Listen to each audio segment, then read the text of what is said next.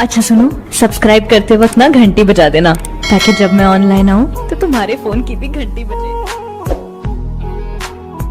शब को शब नहीं कहते, दिन को रात कहते हैं। शब को शब नहीं कहते, दिन को रात कहते हैं।